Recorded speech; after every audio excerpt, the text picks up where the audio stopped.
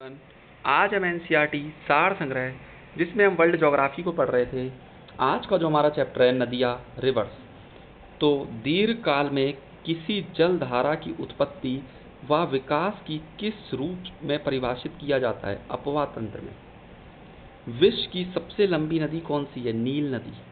अपवाह क्षेत्र drainage area की दृष्टि से विश्व की सबसे बड़ी नदी कौन सी है? अमेज़न। दक्षिणी अमेरिका एशिया की मैकांग नदी चीन, म्यांमार, लाओस, थाईलैंड व वियतनाम देशों से प्रभावित होती है। विश्व का वृहत्तम डेल्टा कहाँ निर्मित है? गंगा ब्रह्मपुत्र द्वारा। वह कौन सी नदी है जो 5 यूरोपीय देशों की राजधानियों से होकर प्रभावित होती है? डैन्यूब नदी। वोल्गा नदी कहाँ गिरती है? कैस्पियन सागर में। स्विट्जरलैंड, जर्मनी, नीदरलैंड से प्रभावित होने वाली कौन सी नदी भ्रंश घाटी में प्रभावित होती है? राइन नदी। अफ्रीका महाद्वीप की कौन सी नदी मकर रेखा ट्रॉपिक ऑफ कैप्रिकॉर्न को 2 बार काटती है? लिम्पोपो नदी। वह देश जो अरीय अपवाह रेडियंट ड्रेनेज का उदाहरण प्रस्तुत करता है? श्रीलंका। सर और आमू दरिया नामक नदियाँ किस सागर में गिरती हैं? अरल सागर में। काला सागर में गिरने वाली प्रमुख कौन सी नदियां हैं? Dnieper, Danube, Dniester, don.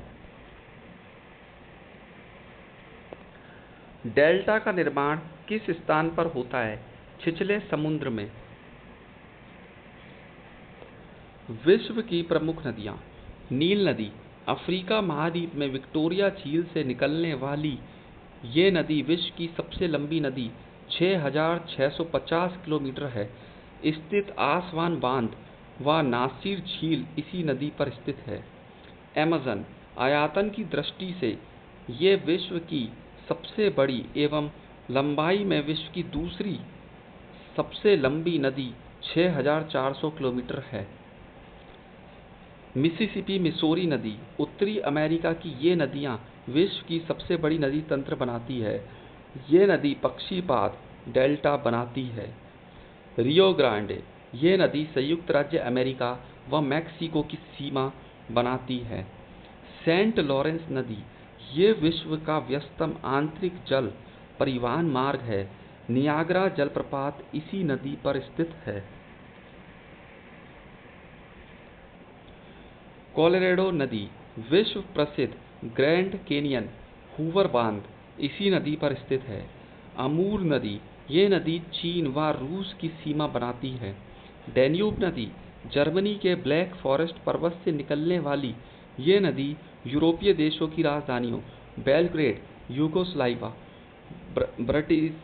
ब्रटिस्लावा, Slovenia, Bucharest, Romania, Budapest, Hungary, Vienna, Austria से गुजरते हुए काला सागर में गिरती है।